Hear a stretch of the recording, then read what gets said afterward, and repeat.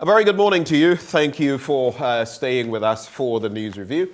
And this morning I would like to salute my producer, whom I just found out was known in school as Tuspus Pululus Tuspus. Tuspus Pululus Tuspus. If you're an old student of Pope John, you would know Derek Ekwasam. And that apparently was his nickname back then. Tuspus Pululus Tuspus. I mean, come to think of it, I'm joined by Samuel Kojobres. Samuel, I was thinking if that was going to be your nickname, you might as well call yourself a teaspoon. Exactly. Or maybe, okay, the other one I wouldn't want to mention it, but yes, teaspoon. I mean, how Derek Ekwasam, he's a fantastic human being, but I can't fathom for the life of me why he would, accept. I hear back then they would say, Tuspus Pululus Tuspus. Then and he would say, let's do this. Tuspus Pululus Tuspus. Yeah. I mean, it's fine. I mean, the way he is fat, I wanted to replicate it. You are spoiling the matter. What was your nickname in school? I was Polo. Polo? Yeah. Oh, that's a simple one. Yeah. Oh. So, I mean, the full is Polo Wazi. Polo, I don't know what it was back then, but there were a lot of wazis. And I had this one, Filawazi. When I went to school, my senior gave me Splash Biggie, and I said, nah. Splash Biggie? Me, I'm not big, so Polo Wazi is fine. So I was called King Polo Wazi, and then we shortened it into Polo. So anytime I wear a polo shirt, it would be Polo in Polo or Polo on Polo. And I told myself I'll buy a polo car, so that when I wear a polo shirt, it's Polo on Polo in Polo. And that's what it is. Hey. Yeah. Check like your rhythm this morning, and that's what it is. Yeah. UCC is celebrating 60 years, so yeah, I'm in my element. No, which Volkswagen, VW Polo, which be that? No, I'm yet to. Yeah, but I'll buy one because of my name, so I'll buy one, sure. Okay. Yeah. So no, hold on. You don't have to move like that. I'm wearing a 60th anniversary shirt of the University of Cape Coast. Masa.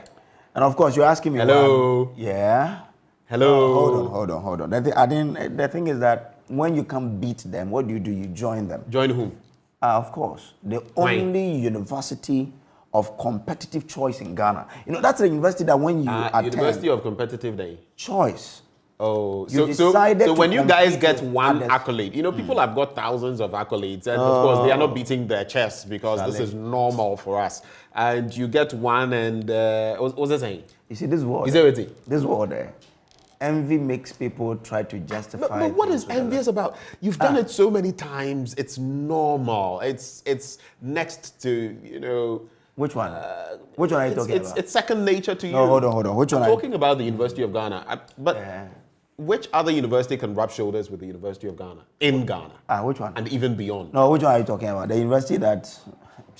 Don't let me, spite some people to this one. The fact is that we are talking about the #1 university in West Africa, according to the Times Higher Education, World University Rankings 2023. You understand? We are number 24 university globally for research influence. Charlie, let's talk about facts. This is what we're talking about. So you do this once. I don't want to say certain things about those metrics, but you do this once, and all of a sudden you feel you're on top of the world.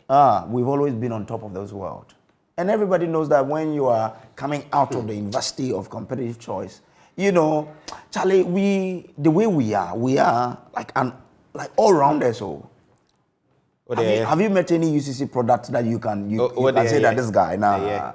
Because some of the things coming to mind, if I say them, some people will feel spited. Oh, which one? Let me leave of them which here. ones? Let me know. I am at least happy that my producer, Tuspus Pululus Tuspus, did not attend UCC to come and the thing is that with all respect to your University of Competitive Day. Choice. But anyway, that was just on a lighter side. And UCC is a fantastic institution. It's just that they are not at the level of the University of Ghana yet. Not yet. If we have to go into it, last time that also rubs my director, who is a product of UCC. He just whispered something in my ears. So what he can do is to mess you up this morning. Yes. Yeah, I will not do that. But you see.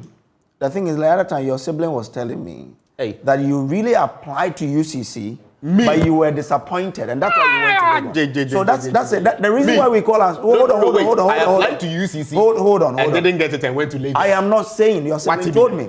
The point is that the reason we say UCC is the University of Competitive Choice is that people go to apply to UCC, they are disappointed, and then they apply to Legon, and they get it. So we say we are the University of Competitive Choice. When you compete and you get it, you went into a competition to get it. That's why we are glad. This is what those of us who attended. Congratulations to you guys. Enjoy, bask in the sunshine while it lasts. 60 years. While it lasts. Thank you. Bask in it. We're celebrating 75, so we can accept it when the 60 people are. Don't worry. Like we say in our anthem, we find out and pass on. So University of Cape Coast does the research, we get the findings, and then we pass it on to University of Ghana to use. So yeah. No problem. We congratulate you. Thank you. Please, let's have a two spoons Pululu's two spoons review. Okay. Thank you. Let's review. And good morning to two spoons Pululu's two spoons. Yes. Or I think for short, what? Two spoons Pululu's two. So TPT. Okay. TPT. All right. My in fact, my producer, TPT. I wish you a very good morning. He's a very affable fellow. Yeah, sure. Very great guy. He's a great chap, really. I like him. My producer is threatening me. Anyway, look, sometimes we must have fun, yeah? Today's a Friday. Yeah. So if you've joined us, let's deal with the papers. Let's get into the papers. Okay. I see you have the Daily Guide. Yeah, sure. I have the Daily Guide and the Ghanaian Times. But let me just re-emphasize that the University of Cape Coast is ranked number 24, University globally for research influence, according to Times Higher Education. World University rankings. Master, is that what the Daily Guide is saying? No, hold on. I just want to put this across. We are among the top 400 globally. We are number one university in West Africa and number one in Ghana. That's just by the way. Now, Daily Guide says, government will reclaim all stolen land, says Akufo-Addo. First Lady launches breast cancer project. It comes with a picture of her in a handshake with official from Roche. I judge based on law, Supreme Court nominee says. It comes with a photograph of Justice N.S. Gau. 11 trapped illegal miners rescued. Those are the stories on the front page of the Daily Guide newspaper. Now, President Akufo-Addo has cautioned all encroachers of land belonging to public universities to vacate the land, asserting that the government is now prepared to take the necessary steps to reclaim such land soon. Speaking at the 60th anniversary celebration of the University of Cape Coast yesterday, the president described the development as a vexed issue, and I quote, "I'm informed that almost 1/3 of the university's legally acquired land have been lost to encroachers. This is most unfortunate and unacceptable. I'm saddened by this state of affairs, especially because it is happening in Cape Coast, all of all places, the cradle of Ghana's education, the proverbial Athens of Africa," he stated. So that's the president speaking there. That's an alumnus of the University of Ghana saying that University of Cape Coast is the cradle of Ghana's education and proverbial Athens of Africa. No comment or no debate? Oh, no, I don't have to, because if I start digging into this, there will be nothing left. Of course. But this is a very important issue, that every state land that Ghana has, especially, let me speak of UCC, a lot of people are really taking a lot of the land. I mean, UCC is such that when you go in there, you see a lot of settlement in and around the university. And people have taken advantage of that to take a lot of these lands that the university could have expanded in future. And I don't know how we do this when we are buying land. And I think we need to take on traditional authorities as well and landowners. When you know for sure, and let me tie this in with the Ramsar site. You know that this land is reserved for a specific purpose. Yet they will go ahead, demarcate it, and sell. And sometimes, some of these University of Cape Coast, I don't know, I cannot speak to fact whether they have been licensed or registered at the Lands Commission or not. But even indeed some of them have, then you tend to ask yourself, who are the Lands Commission has been given, permission to be demarcating these lands and licensing them or registering them in the names of individuals, when we know that these lands have been acquired by the state for a specific purpose? I find it to be troubling. And this is It's not just the University of Cape Coast, but it happens all over Ghana. Lands that, senior high schools. The school that I attended, Bedubonso Senior High School. Even the University of Ghana, most of the tertiary institutions have their lands being encroached on. I don't know about the University of Cape Coast, but from the Nkrumah era, the demarcations that were given, I want to believe all of our public institutions, the public universities, the main ones, have their lands being encroached on. Oh, and we're sitting and watching. That's a difficulty. And usually we sit and watch for it to develop to a point. Escalate, become, So that when you're going, they say go with a human face. Why that? The school I was mentioning, Bedubonso, we were given a huge land, but people have bought into it, and the school has just been, how do you say? Boxed into a little corner. It's a very small corner. That there are lots of secondary institutions as well. In fact, some of them, we've put out documentaries and stories on some of these, and they are basically struggling. Struggling. They are competing with encroachers. It saddens my heart anytime we talk about it, because some authorities sit there and allow this to happen before we move in, when you cannot do it. We move in at cost to the state, to the ordinary taxpayer. We go and destroy property. The whole vicious cycle of all of it. But it is what Look at what is happening at the Ramsar side. Yesterday, Joy took a drone shot of the place. I was like, wow. You were stunned, huh? See, in the water, people are building in waterways. How cruel can we be? You're going to put your investment in there. You should even be worried about where you're putting your money. Charlie? And then we go and leave, we say we are demarcating. Please, it's in the waterway, break it down. You've already given buffer zones. You're saying that people are living outside the buffer zone. That's fine. But for people to build in the Ramsar, pull it down without any consideration. Because look, when I saw the drone shot, I was shocked. That also. That what? These are places that when it rains heavily, the water will just come and take over all those places. And people have bought those lands, put money into them. Those are their monies, but we as a state should be worried. Pull those structures down. I'll tell you something else that busts my brain, or it busts my brain right now. You see this, let me show this cartoon out there in the Daily Guide. I'm not sure we took a shot of that, so if you can see this cartoon, it's a chicken, in the mouth of a hippo.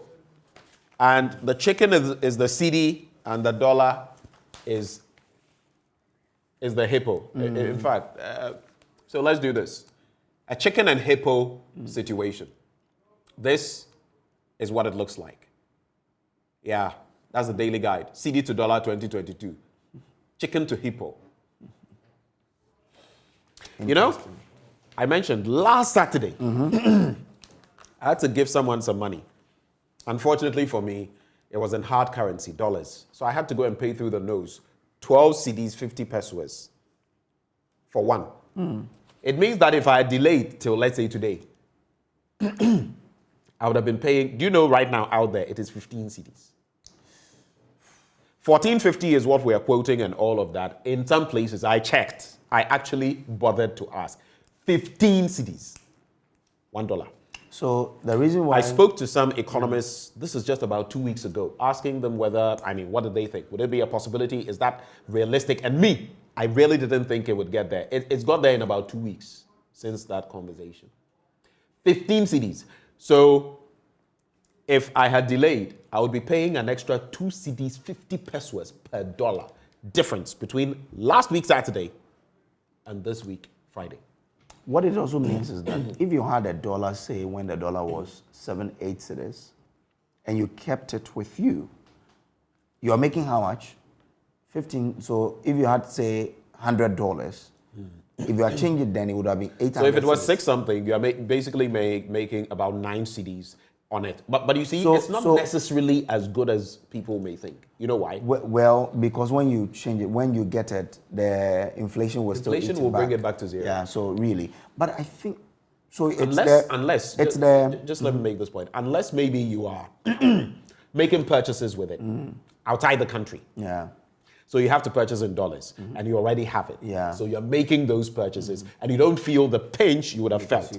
But apart from that, it comes down to zero. So the thing is that demand has really outstripped supply, and that's why the price is shooting up, because basic economics, when demand outstrips supply, price goes up, isn't it? That's why it's rising, because yesterday I was thinking, why is this thing rising so fast?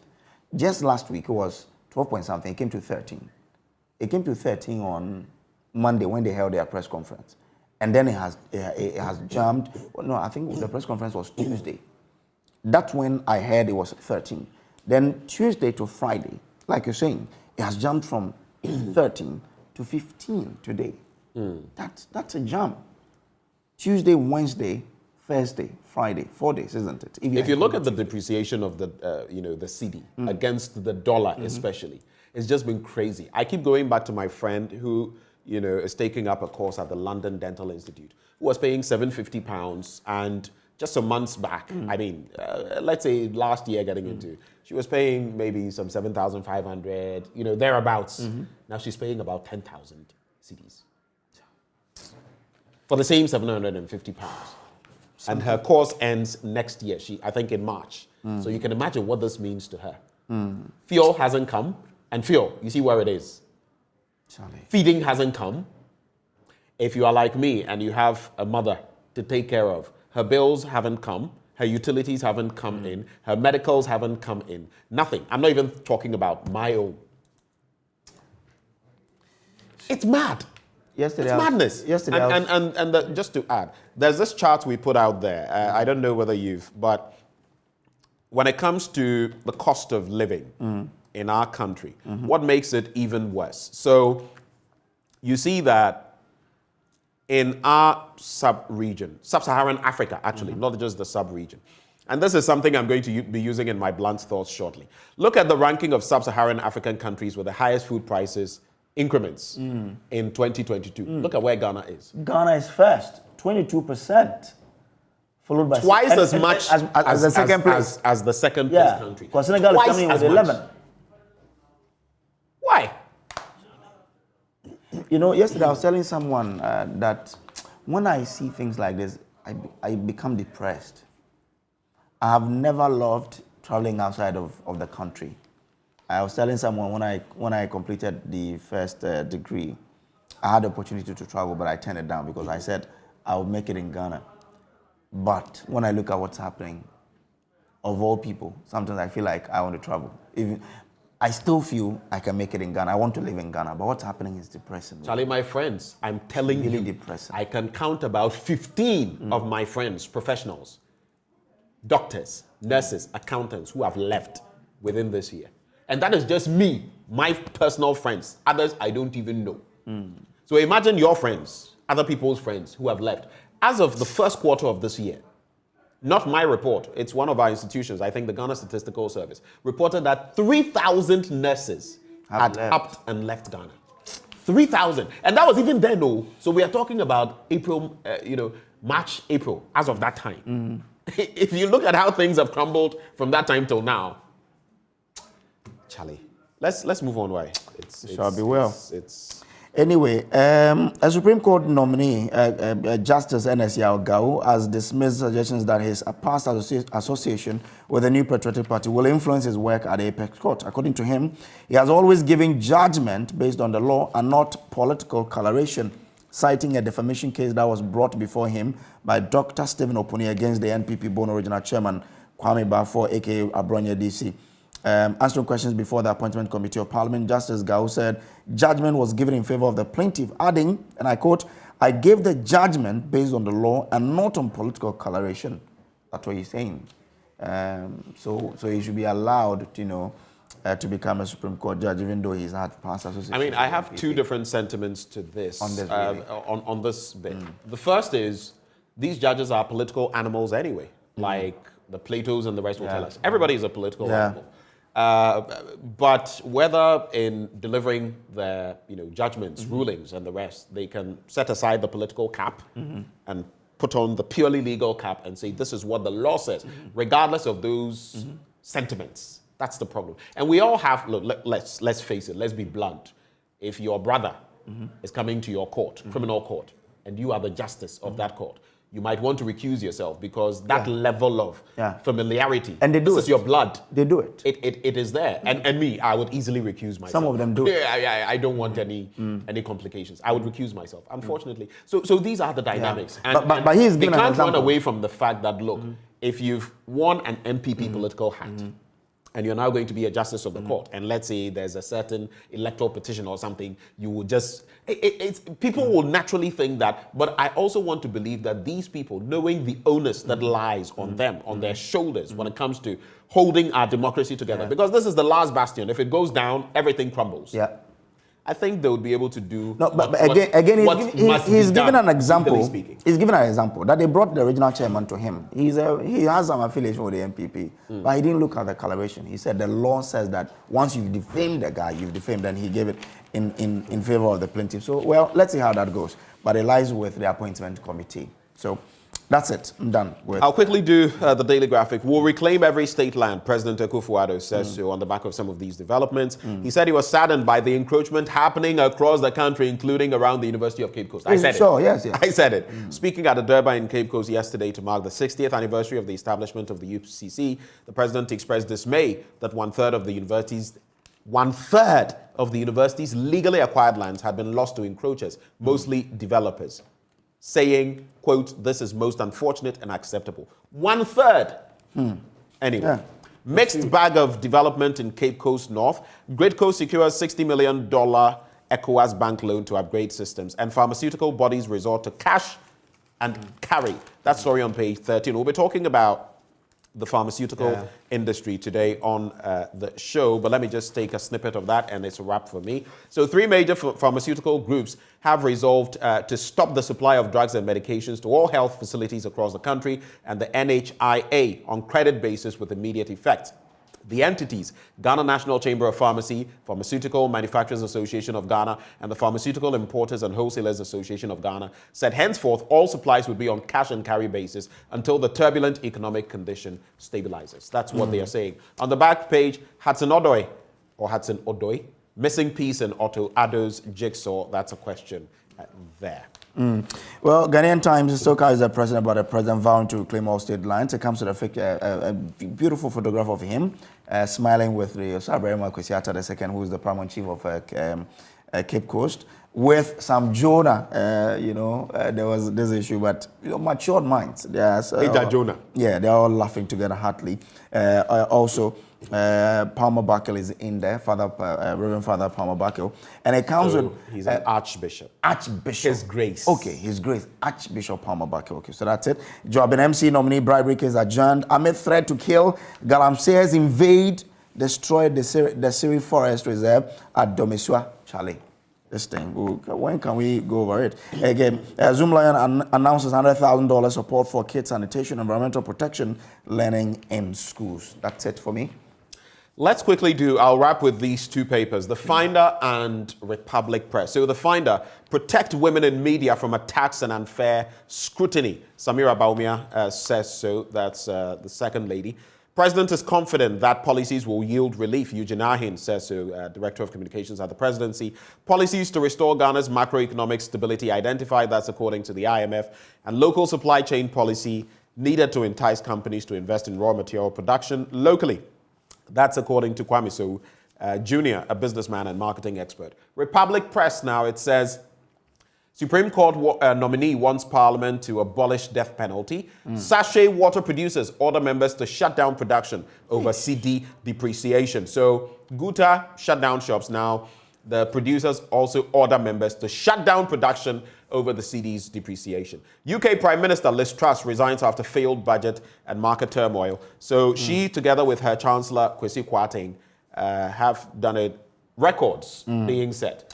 Shortest term for a prime minister, shortest term for a chancellor. If you take away Ian MacLeod, who was actually, he died in office, and his was just a month. Kwesi Kwarteng was just about 3 weeks. There's IMF gives Ghana hope, and Napo chastises Kumasi journals for MPP woes in Ashanti region. Republic Press, I'm sure the journals you meant to write JOURNOS, not JURNOS.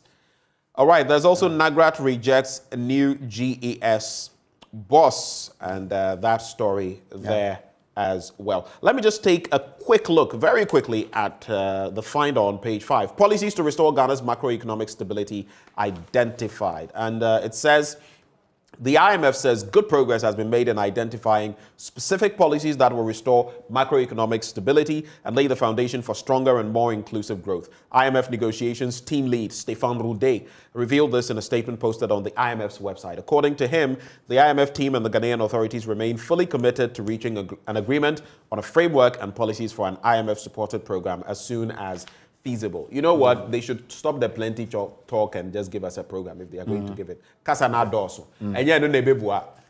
But won't it be important that we bring in the new development in terms of the GUTA strike? The GUTA has released has tagged. This is tagged, right? When they spoke about that is the Traders Association, the Traders Advocacy. No, this is GUTA. Group. Oh, this is GUTA. Yeah, GUTA. So what are they saying now? They are saying that they've met. After the Gamanche met them, the president also met with them, and looking at what they've said, let me just, because this is very important. He says, in view of all this goodwill from these great personalities, we wish to appeal to our teaming members and the entire trading community who participated in this strike action to reopen their shops from tomorrow, 21st October, which is today. Today is 21st October 2022, as we continue to pursue the process for immediate solution. So today, GUTA says they are, suspending the strike action and for shops to reopen. So that industrial action. Exactly. Yeah. So let's see how that one goes and how it follows through with it. Yes, I'm done with it. Let's wrap with... No, I got wrap with it earlier. Okay. But like I was telling you, I wanted you to know that this picture on the Ghanaian Times comes with a picture of the former Vice Chancellor, Professor Didi Kumpole. I'm sure he is watching us. And so we should say good morning to other professors of the University of Ghana. There are a lot of them. I can't mention all names, but I know, right? You know it. You're all my fathers. I had some fantastic fathers there. Professor George K. Teodoro, solid man. When it comes to education, we have some solid academics in our system. Some of them we don't acknowledge, and some of them with all their, like the Professor Ivan Adai says and others, with all the wealth of knowledge. When you speak to some of these people, well advanced in years, but razor sharp memories and thinking and everything, we're just letting them go, not doing so much for them. We have to use them. And even in terms of their legacies. I do remember though, under Akufo, Ivan Adai received, I think the Order of the Volta Award. So if Professor Dro, for example, I wish would one day become the DG of the GES. I don't know whether if you would. Speaking of the DG of the GES, I was going there. You know of the recent one, Professor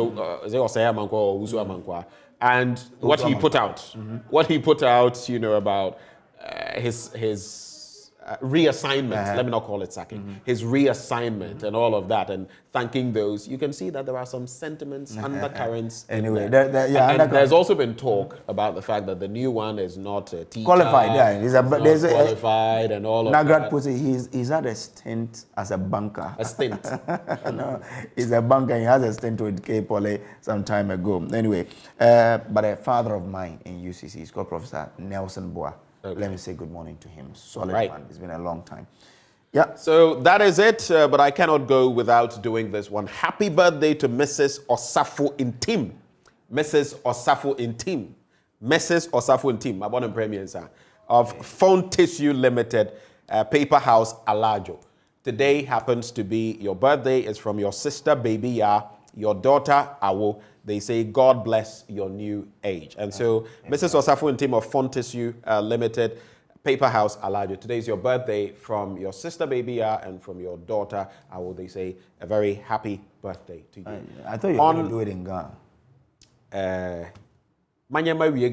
Yeah, so do it in Ghana. J Mane. J Mane. And what's then? Now, one thing I obey you. Stick to your hunter. Stick to your hunter. And then you have a Yamali Yirao. Our hunter. So just you wait for it. After sports, shortly, I'll be delivering my blunt thoughts. Hot, like the Nigerians will say, wato. And the title, Ghanaman Wahala, the raw economic deal we are getting under this rotten administration. Ghanaman Wahala, the raw economic deal we are getting under this rotten administration. Yeah, facts and figures coming up. Do stay. But up next, sports.